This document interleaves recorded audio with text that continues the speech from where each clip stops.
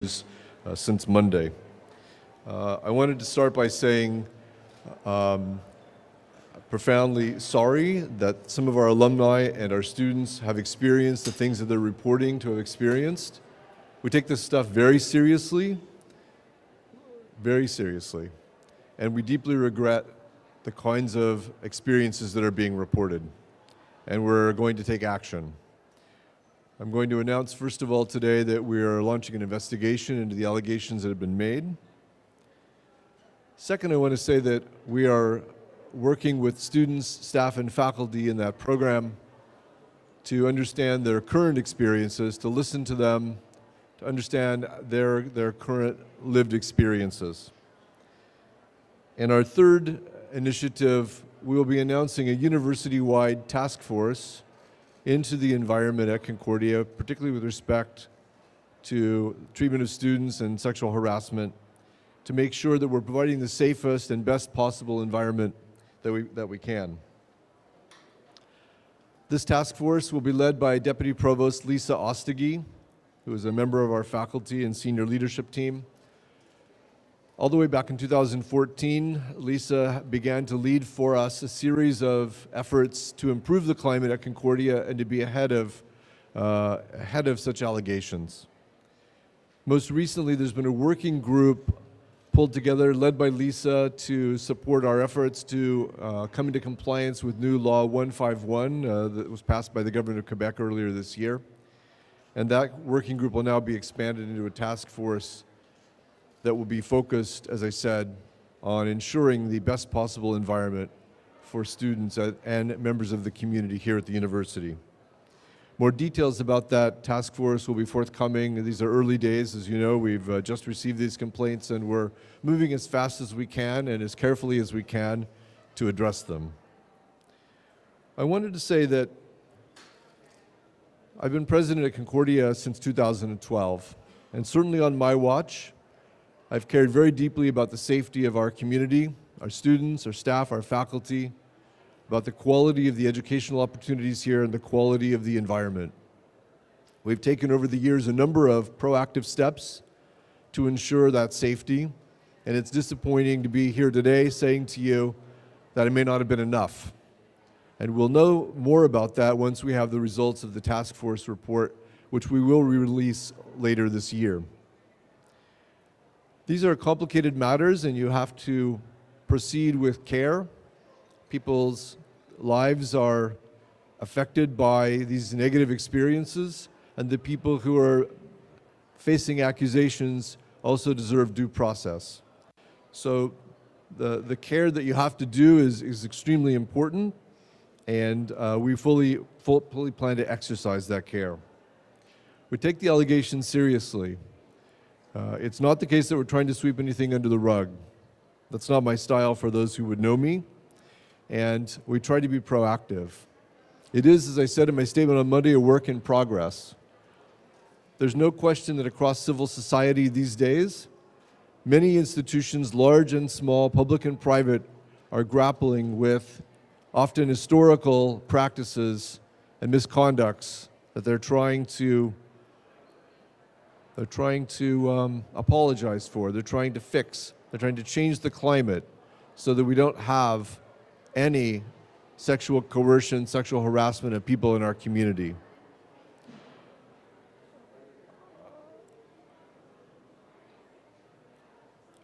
I also want to say that it's important for those who've experienced this kind of negative misconduct have an opportunity to tell us. And there are multiple ways they can tell us. They can report to our Office of Rights and Responsibilities, which was established at Concordia many years ago for these purposes.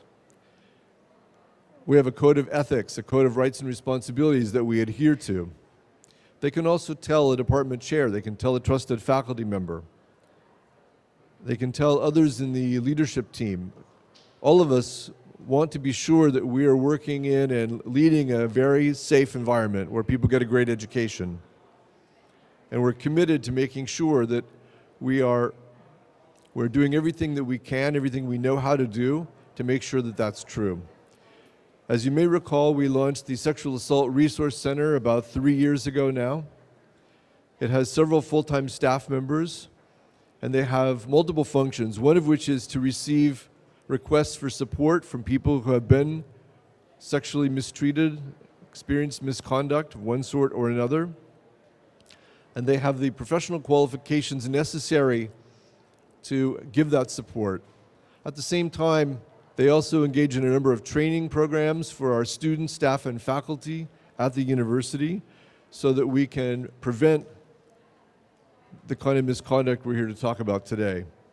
Prevention is key, so that people know what the rules are, what the policies are, what their boundaries are, what's professional conduct, and that we give people the kind of proper tools they need in advance so that we can prevent sexual violence and sexual misconduct. Just going to double check my notes.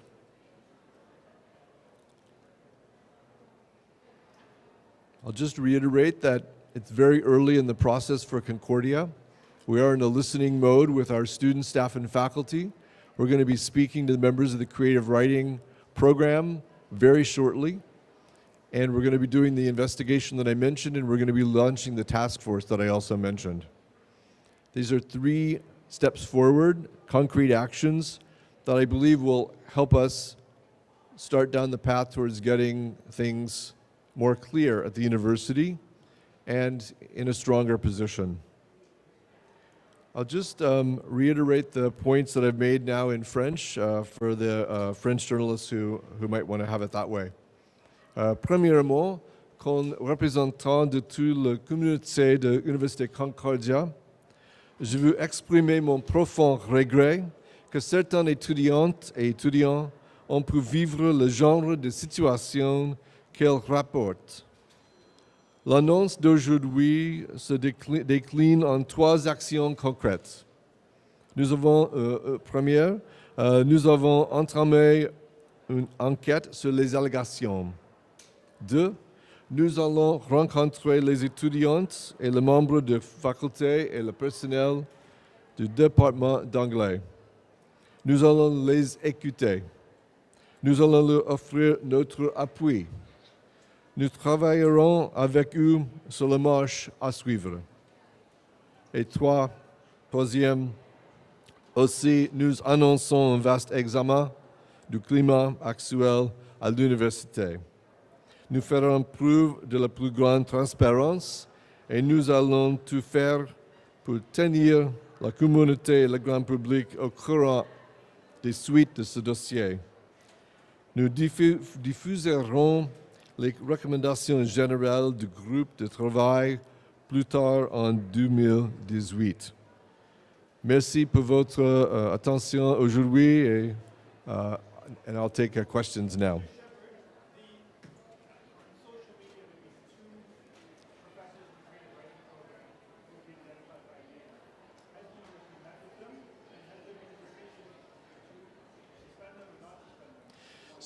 So, as I hope you'll appreciate, all investigations are confidential by law and by our policies, and I won't be able to comment on the specific investigation or people who have been named in social media. Again, I'm not able to comment on individual actions.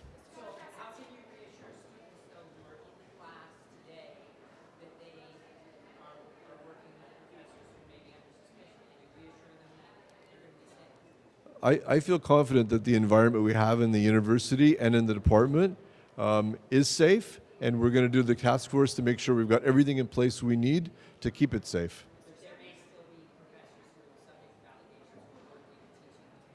Again, I can't comment on individual faculty members. You can appreciate that, I'm sure.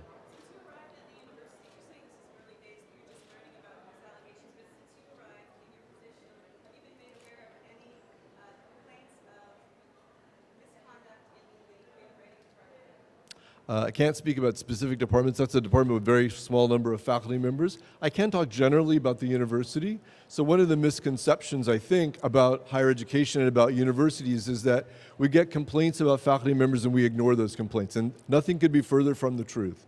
So this is what happens. When we receive a complaint, and it can come in from several different directions, we take the complaint seriously and we investigate it. Sometimes the investigations are done internally and sometimes they're done externally, and it's really a decision is made case by case because every case is actually different. Once we have the results of that investigation, if the complaint has been substantiated and we find that wrongdoing has actually happened, misconduct has happened, then we do impose a range of penalties. And those penalties can range from reprimands right through to dismissals from the university. And while I've been president, I can say that all of those have happened.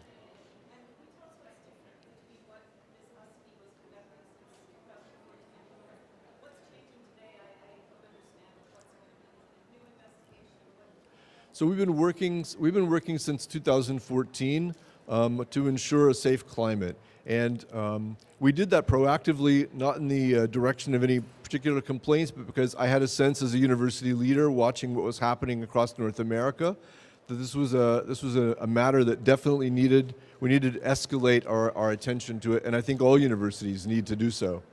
So we began then with a task force on sexual violence. We separated out our sexual violence policy, which had been buried. People had complained that they couldn't find, how do you report? What do you do? What are the consequences? So we're trying to make sure that's really visible. And we also created the Sexual Assault Resource Center at roughly the same time. So we put in place some new policies. We've been working on one additional policy, which is around relationships between faculty members and students, personal relationships. And Law 151, was published by the government of Quebec recently, calls on all universities to have in place such a policy.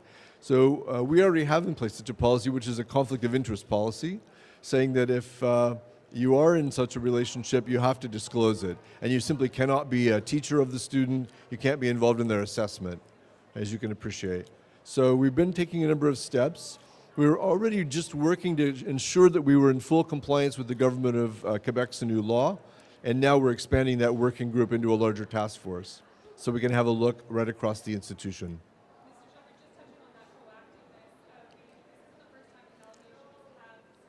I'm sorry, there's so much background noise. Can you just say it a little bit louder?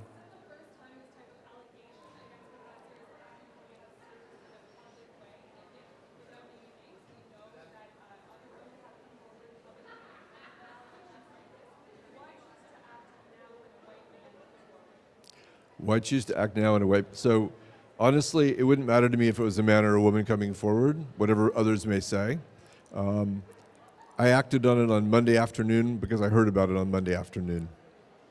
Before Monday afternoon, have you ever heard any complaint or whisper of problems in the creative writing department, which several people have told us have been an open secret for as long as... Right. Well, I've been reading that it's an open secret, but was not an open secret to me, and I do my best to pay attention to these kinds of rumors because they're important.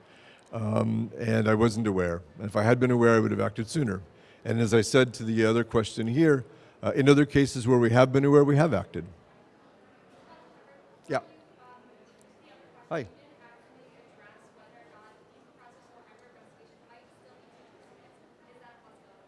So I can't comment on the individual employment of individual faculty members.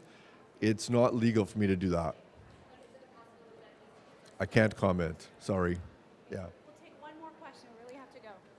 Oh, okay. All right. Thank you. Oh, yeah.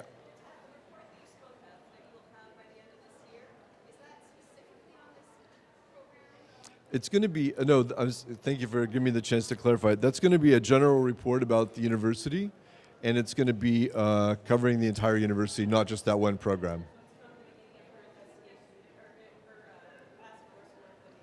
Yeah, but it's also, we're going to do new work now to see what else is going on and to make sure that we are providing the environment we want to provide. This is a great institution. I deeply regret, honestly, I deeply regret that this kind of thing is happening. This is not okay. It's not acceptable, and we are going to do our best to stop it as best we can. Thank you so much for coming, and at short notice, I really appreciate it. Take care.